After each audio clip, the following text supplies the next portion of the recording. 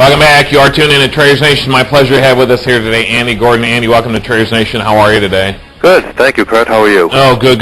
What's going on out there in the oil market? As you know, very volatile, very inflated, high to go. And what are your thoughts on that? Well, it's extremely volatile, and the dollar is going down today, but, it's been closely following, oil is going down today. It's closely following the price of the dollar. So, the dollar is up, oil is down, and, that's the way it's been going. But I'm looking at the dollar chart, and it's trying to break through its 100-day resistance. Okay. And if it does that, we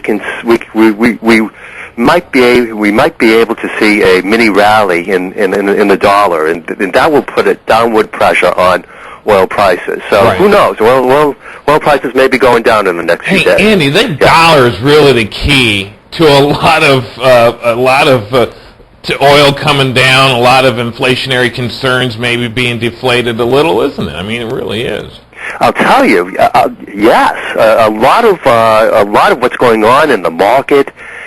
In the real economy, inflation, employment, it's revolving around the dollar now. And of course, the Fed is focusing on the dollar. The European Central Bank is focusing on its currency, and it's really very interesting. But it's ironic that just when Bernanke is taking a stand against inflation and show some backbone in terms of strengthening the dollar, the European Central Bank is actually becoming even more hawkish, much more hawkish than Bernanke.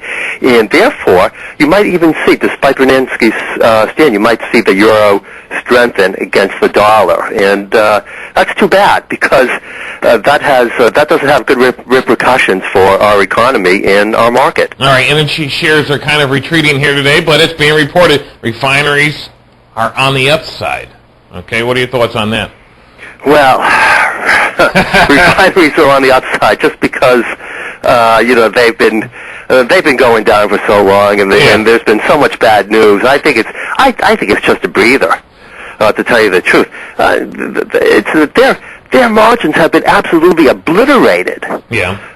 And all the oil companies that have any exposure to refining and refineries, they're doing terrible. And I was just reading an article about how refineries are importing heavy oil so they can get a little cheaper price, but even then they're having trouble expanding their facilities to process heavy oil because of environmental concerns. They might have.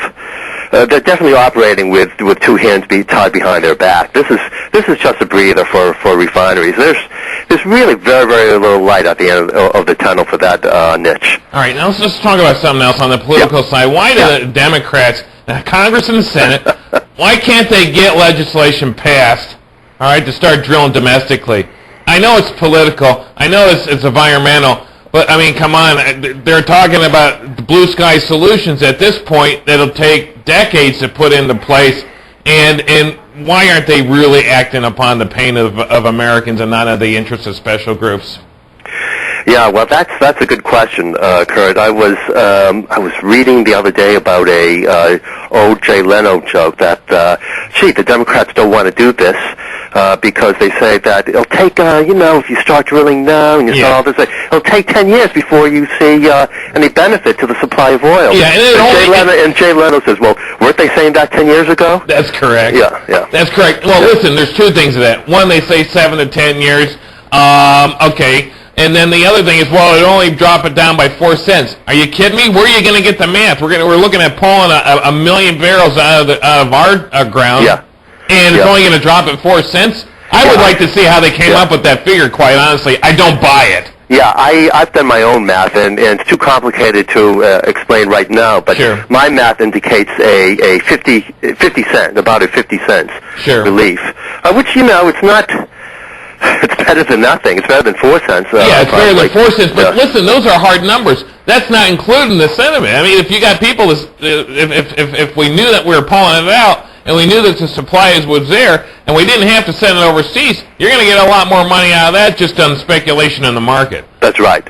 You will. But I'll tell you what they say. That's sort of a 7 to 10 year solution. Well, and we need to look at short-term, medium-term, and long-term solutions. I would put that in the medium-term category. For the short-term, for the very short-term solution, I think we need to use our diplomatic muscle to try to convince these Asian countries to lower subsidies on oil consumption in their countries. It's Asian economic growth and Asian consumption of oil growth which is driving the price of oil now. And that's because Asian businesses as well as consumers are not paying what we pay for oil and gas. They're paying much, much lower because it's heavily subsidized. I think in China, since the beginning of the year, gas prices, oil prices, I think it's only gone up 10%. In other countries like Indonesia and Malaysia, it's gone up even less. It's gone up here 30% since the beginning of the year. I think doubled over the last 12 months. Andy, what are the chances of getting these foreign countries to do that? That'd be harder than getting Congress to actually do anything. Well, it sort of is the equivocal. You're right. It is equivocal to getting Congress to do something, or getting Americans to say, hey, you have to pay $5 gas, because that's the only way U.S. oil companies are going to get enough money in their coffers to really go out and do some serious exploration and production, blah, blah, blah. You're absolutely right. I'm not talking about completely taking away these subsidies. I'm talking about beginning a regime which they gradually reduce them. That would help. And again, as you say, it'll help the sentiment, because then investors will be looking at that and they'll be saying that, wow, the global driver of increasing oil prices, it's becoming diluted. Right. Just when we thought we were cutting back, and we were carpooling and we were trying to do as much as we can, maybe even riding our bikes more than driving the car down to the mailbox. U.S. imports, that's correct. U.S. imports climbed 2.3% in May. Is that seasonal? Is that just because people are still going on vacation? Yeah, that's seasonal. Actually, U.S. consumption has been going down roughly by 400,000 barrels a day. We've been consuming less than last year. So the bigger picture is that U.S. consumption is going down. But you know what? Those 400,000 barrels that we're not consuming this year compared to last year, China is consuming 500,000 barrels more this year than last year. Of course they are, and that's going to grow too, won't it, Andy? That's going to grow. These emerging companies or countries are just, the demand is going to not come back. The demand is actually going to grow because of these emerging companies. You've got, India. You've got all these, they're going from their bikes to scooters to cars now. Well, that's exactly right. And if you look at their consumption of oil or gas per capita, per head, per person, per household, however you want to slice and dice it, it's extremely low compared to the U.S., compared to West. They have nowhere to go but up, and that's a scary. We're finding here in the U.S. We're finding these big economic trends, these big oil consumption trends, and that's by right. I applaud people who buy smaller cars and buy cars that are energy efficient or hybrid or go on their bike. I applaud that. I think there's going to be more of that. I think it's only good. It can only lead to good things for the environment and make us less dependent on Middle East countries, and that's great. But it's not. This thing has, what we're doing now. It really has to snowball. I mean, it's just that kind of behavior. It really has to snowball over the next 5 to 10 years for it to have any kind of impact, and that has to go hand in hand with other things going on in Asia for supply and demand to rebalance. It's really tough, and the politicians are sort of really good at short-term solutions sometimes, but if there aren't any, they'll make up them and they'll pass them, and in the end they'll do more damage than good. Andy, here's an idea. Let's pass a stimulus oil program. If we could start drilling as fast as they handed out those checks, wouldn't that be fantastic?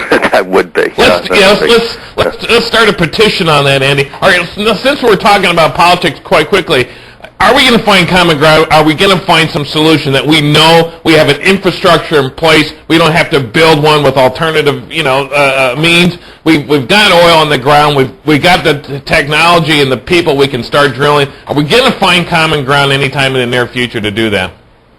Well, I'll tell you the short answer, but you're not going to like it. Yeah. No. No, absolutely not. We're going to have to wait for the next administration to settle in, sniff the air, see if oil prices are still going crazy, see what our relationship is with all these countries. And no. Good enough, Andy. Where can we find you at?